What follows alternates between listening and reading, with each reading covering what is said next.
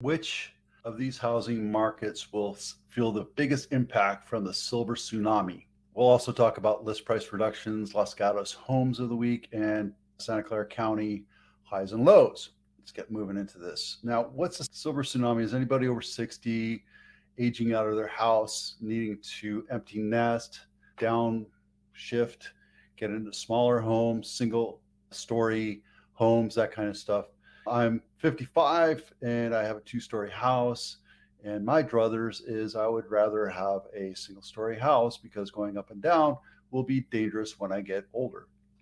I just had an uncle pass away last week, a couple weeks ago, and they had a 7,000 square foot mansion, and he was struggling to get up and down the stairs to get to his bed. So 1 in 3 homes is owned by someone 60 or older.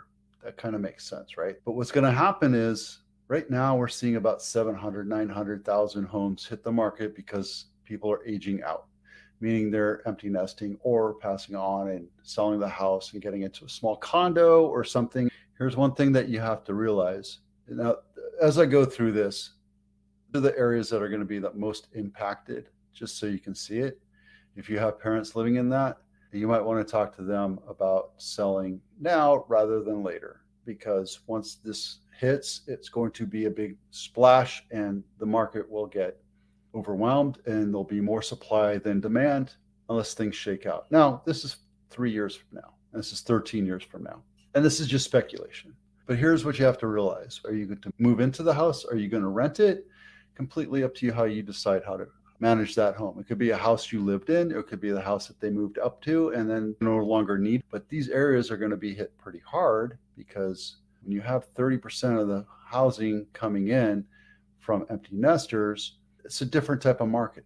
There'll be different types of buyers, right? Now, remember, when you have a house owned by somebody that's older, typically, not to pigeonhole them, but you're going to have deferred maintenance. You're going to have houses that you don't need anymore, but also because they don't need it, they're probably not taking care of it.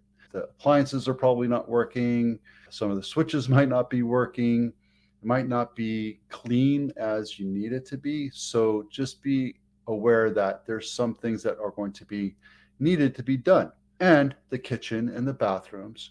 We talked about what people are looking for, what buyers are looking for when it comes to buying a house. Now they want curb appeal, they want new kitchens, they want new bathrooms, and they also want air conditioning.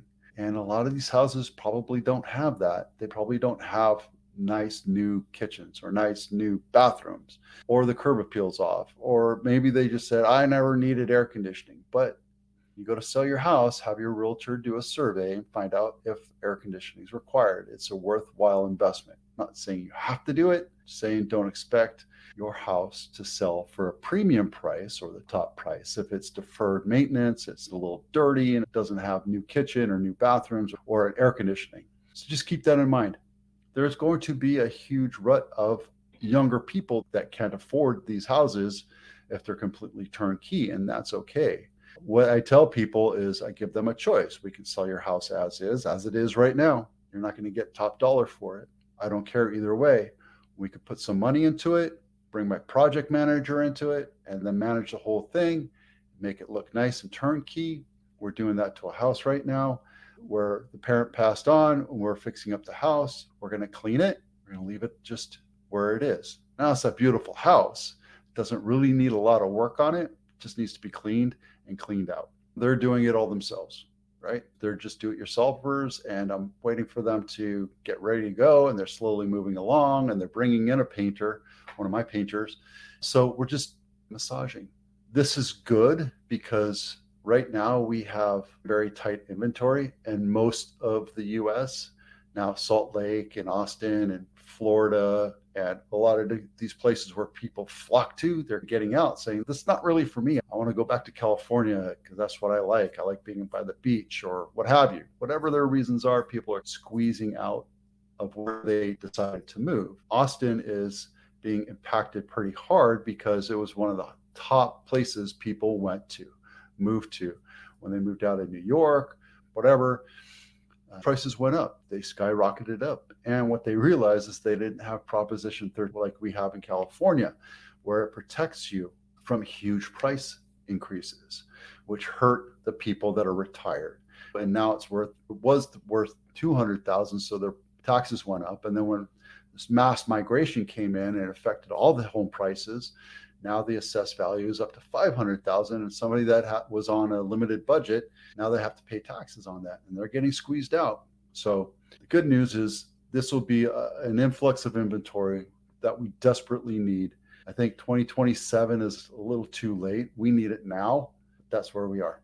Okay, this episode is brought to you by the free home buyers checklist. If you're looking for a house, download this checklist. It allows you to go look at 3, 4, 5, 6 houses at a time and compare and contrast the kitchen and the windows and the air conditioning and all the different parts of a house so you don't get mixed up. It's just a little checklist saying, is it new, good, fair, poor, that kind of stuff. So you can remember when you're going back a couple days later and it's hard to remember house 1 from house 3.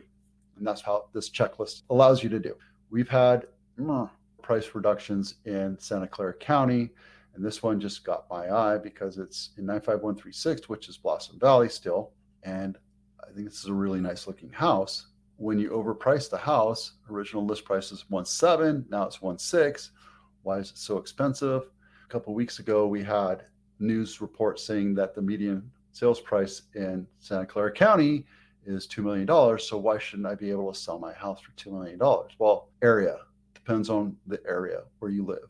Now, this is on the east side of 87, and that's the delineation mark of haves and have-nots. And if you don't have a bunch of money, you really can't afford to pay over $2 million. So houses on the east side of 87, let's get over here. I can show you this. It's actually quite smart to look at it this way. Anything on this side of 87, they're going to be pretty much $2 million. Anything on this side, you're still under $2 million.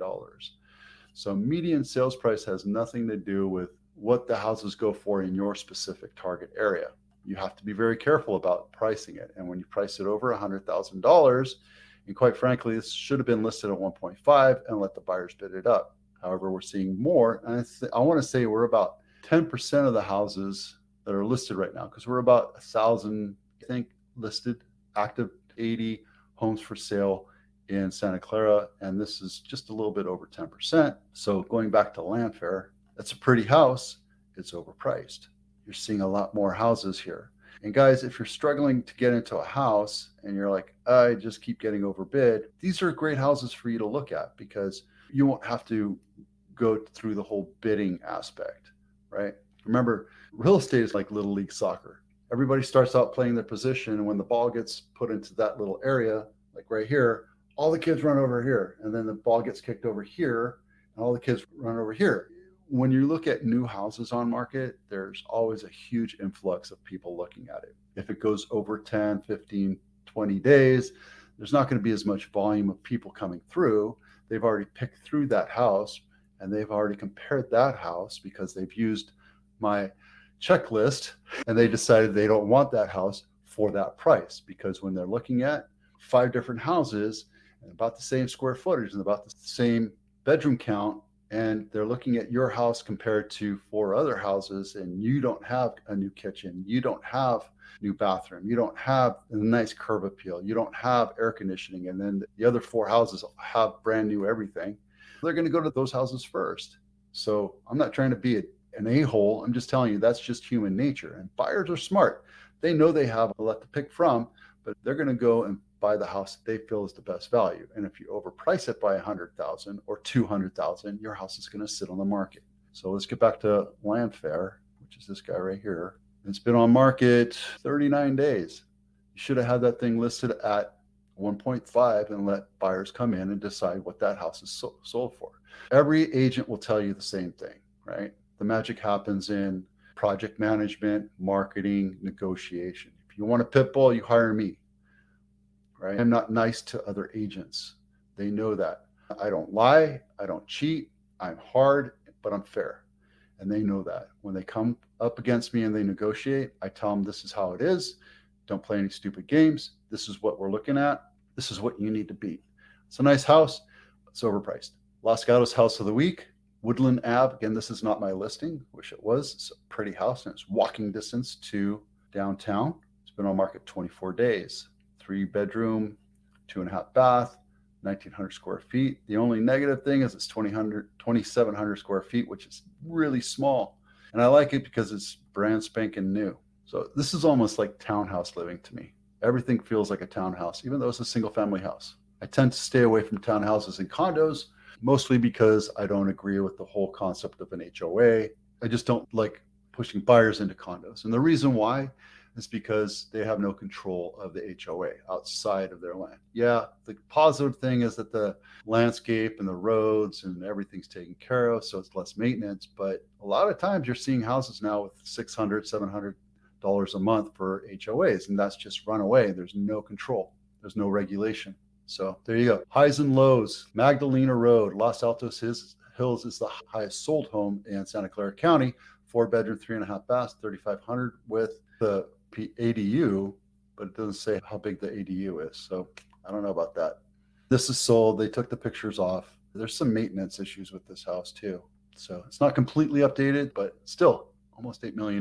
This is the lowest price home in Santa Clara County, and that was in San Martin. Values in the land is $30 million, 5 bedrooms, 6.5 baths. I've already seen this once before. It's been around for a while. And Loma Chiquita, the compound, it's been on market 193 days now. It comes and goes. Guys, if you want a compound, you want to live off the grid, some rustic living, there you go. That's what it's all about right there. Look at that. Oh yeah, that's how you sell houses. There you go. Again, all of these listings, all these data, all the pictures are all in my blog, and you can come to it anytime you want. The reason why you might notice that I'm actually recording this on Monday.